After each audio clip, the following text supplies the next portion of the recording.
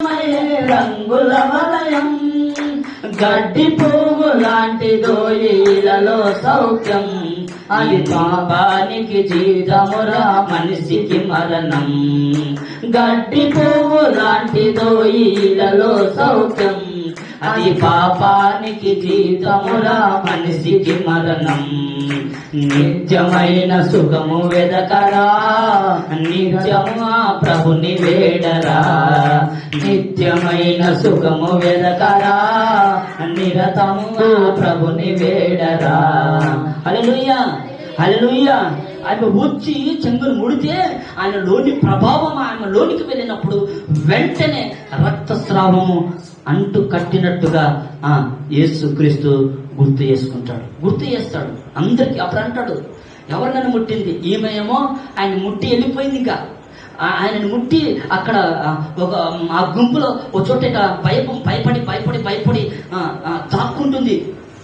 ఎందుకంటే మనకు తెలుసు కానీ అప్పుడు పాత మన జీవితాన్ని, మన వెనుకటి జీవితంలో మన పితరులు, మన పెద్దలు, మన తాతలు తరానికి మనం వెళ్తే కొంతమంది ఏం చేశారు తెలుసా? మేము మా ఊర్లో అయితే అప్పుడు బోరింగ్లు ఉంటాయి కదా, కడవ పట్టుకొని బోరింగ్లోకి వెళ్ళి నీళ్లు కొట్టుకునే వాళ్ళం మనం. అక్కడ దళితులుగా మనమున్నాము, కొంతమంది అగ్రకులాలు వాళ్ళు అనుకుంటున్నారు వాళ్ళు వస్తారు.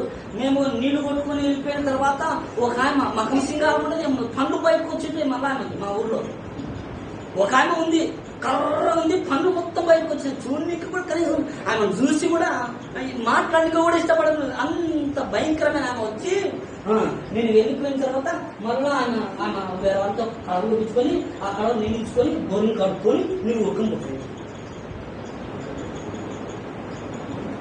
అలా అంటరాని తనంలో మనకు తెలుసు ఆ పరిస్థితి ఏంటో. ఈమె కూడా అనుకునిందేమో, ఆయన పరిశుద్ధుడు, ఆయన పవిత్రుడు, ఆయన నేను ముట్టుకునకూడదు, ఆయన నేను తాకకూడదు అనుకుని ముట్టిపోయిన తర్వాత భయపడుతున్నాను నన్ను ఏమంటాడో అని. యేసుక్రీస్తు అంటున్నాడు, నన్ను ముట్టింది ఎవరు మీరు, నన్ను ముట్టింది ఎవరు మీరు అన్నప్పుడు ఆ తల్లి భయపడుతూ అనుకుంటూ, అయ్యా నేనే ముట్టింది. ఎందుకు అడుగుతున్నా తెలుసా? నువ్వు నన్ను ముట్టిన వెంటనే నాలోని ప్రభావం నీలోనికి వెళ్ళిపోయి నీ వ్యాధి బాగా అయిపోయింది. హల్లెలూయా. ఇక్కడ చప్పటి కొడతారు ఒకసారి, హల్లెలూయా.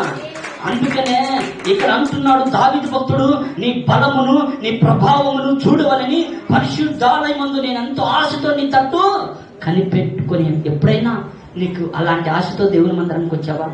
నా పాపాలను నేను కడుక్కోవాలి, నా మలిలాన్ని నేను కడుక్కోవాలి, నా వ్యాధిని నేను బాగు చేసుకోవాలి, నా స్థితిని, నా గతిని నేను బాగు చేసుకోవాలి. అది పరిశుద్ధ ఆలయంలో, ఆయన బలములో, ఆయన ప్రభావంలో అది ఉంటుంది. నువ్వు అని ఎప్పుడైనా ఆలోచించావు?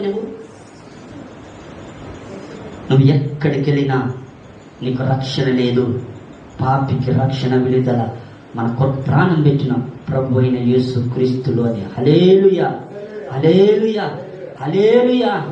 ఈ యవనస్తుడు నిజంగా ఈ పాట పాడితే నేను యూట్యూబ్లో చూసా. నేను దాదాపు ఈ యవనస్తుడు పాట పాడినాడనమాట. యవన కాలంలోనే మంచి యవనం. ఇప్పుడు యవన కాలంలో అన్ని అనుభవించవలసిన వాడు ఒక రోజు దేవుని చేత పచ్చబడి ఆయన అంటున్నాడు, ఆయన జీవితంలో గొప్ప నిజంగా ఈ ఆయన దేవుని సన్నిధిలో ఆయన లోకాన్ని చూశాడు, అంతటిని చూశాడు, మనుషులను చూశాడు, లోకాన్ని చూశాడు, మనుషులను చూశాడు, అన్ని స్థలాలు తిరిగాడు, అందరినీ పరీక్ష చేశాడు, పరిశీలన చేశాడు.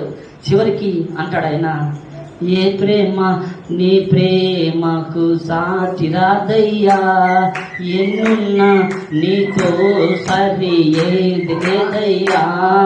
ఏ ప్రేమ నీ ప్రేమకు సాటి రాదయ్యా, ఎన్నున్నా నీతో సరి ఏది కాదయ్యా. నన్ను మరువని ప్రేమ నీదయ్యా, నన్ను మార్చుకున్న ప్రేమ నీదయ్యా. నన్ను మరువని ప్రేమ నీదయ్యా, నన్ను మార్చుకున్న ప్రేమ నీదే యేసయ్యా. నీలోనే ఆనందం నా దేవా, నీలోనే నా